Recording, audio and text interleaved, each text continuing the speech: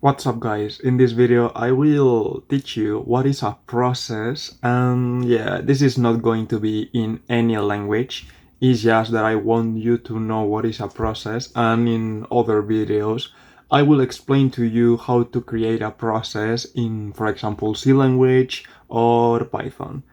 So yeah, let's start by what is a process. So for example, you have here my notes from the university. So if you want to check them, you can access them.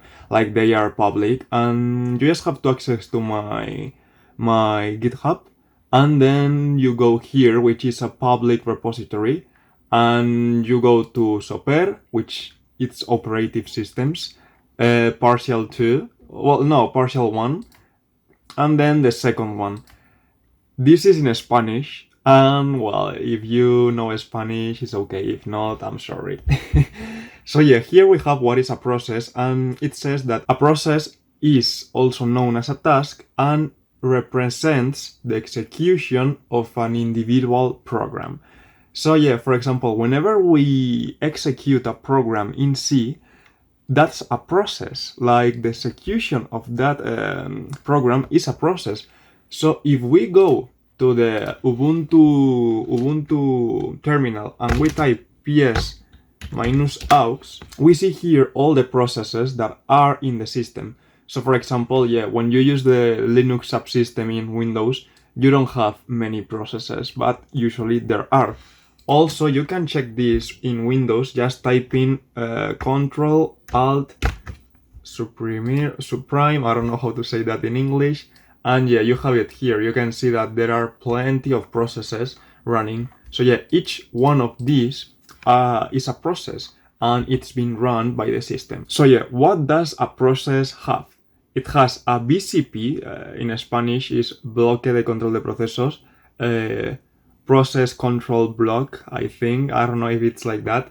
And in this process control block, we have a PID, which stands for the ID of the process, state, priority, and more things. So if we go back here, we can see that here we have the PID, which is the ID of the process ID.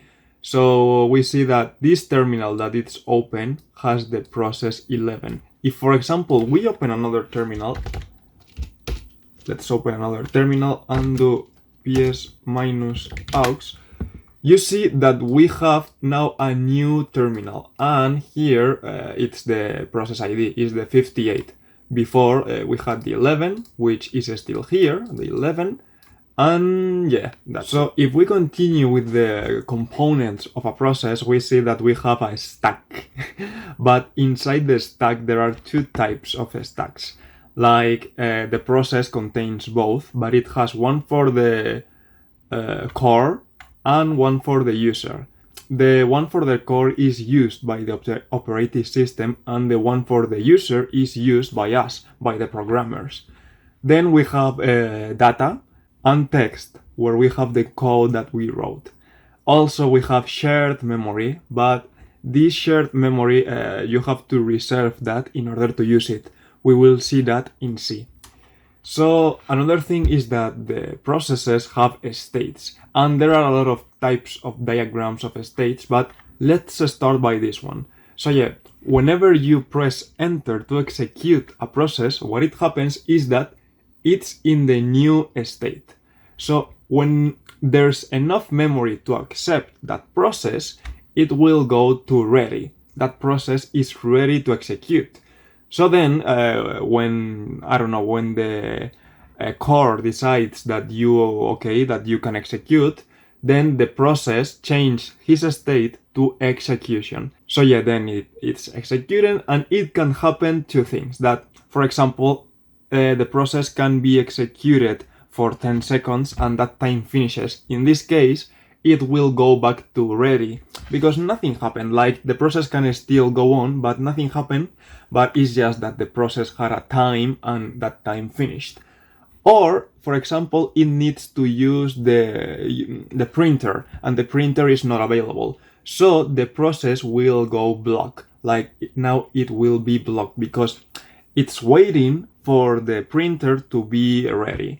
So When the printer is ready, the process will no longer be blocked. It will be ready and it will go back here, and when the computer decides that, hey, you can now execute, it will go here, executes. And when the process finishes, it will be finished. But in reality, we have more states. We still have the new process, then we press enter, and it can happen two things. That we don't have enough space in the memory at this moment, so it will go to suspend. I don't know if you understand what I mean with suspend, but you can turn off the computer or suspend it. So yeah, it will go to suspend, but it's ready, because you can execute the process, but it's ready. You have to know that. Or it could go just as before, as ready. Like this, if we take all this, is the same as before.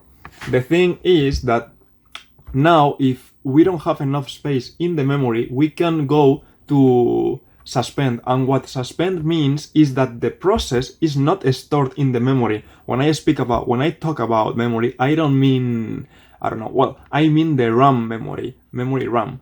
So yeah, it will go to suspend, but the suspend means that it's not in the RAM memory. It's in the storage, like in the hard drive. And also that hard drive is slower, so it suspend there, and it can happen two things. Like, it can happen that there is suspend but blocked, which means that, hey, it's suspend but it's waiting for something to happen. For example, the printer that we said before. Or it can be suspend and ready, which is, okay, I'm suspend, but I'm ready to execute. Once there is memory, I will go to the memory, to ready, and then I will go execute. So yeah, those are the states of the processes. Another thing is that inside a process, we can create another process. In Unix, we have to use the fork function in C, but there are several ways. I don't know if in Windows you can do that, but at least in Unix you can do that. When you create several processes like this with the fork function, so yeah, there can be a lot of problems if you use fork. Like, for example, whenever you use fork, the father, the one that created the new process, has to wait to his child. He has to use the wait function. If he doesn't use the wait function, then what will happen is that the process will become an orphan. And if the child process finishes, it won't be an orphan, it will be a zombie. Yeah, it's called like that, zombie, because the process is dead, but no one waited for him, so it's a zombie. And yeah, I think that that's enough for processes. I hope you understood it. It's very simple, and yeah, you may have issues with this document because it is in Spanish, but if not, go check it, and yeah, that's it.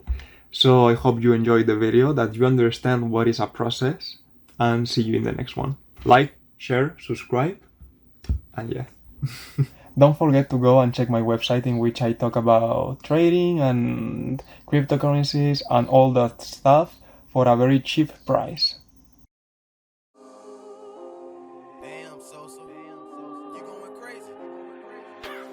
Rest in peace, Big Pop. Quédate tranquilo, si 666. Estoy bajando todo, lo siento. Te quedas sin nada. Rest in peace,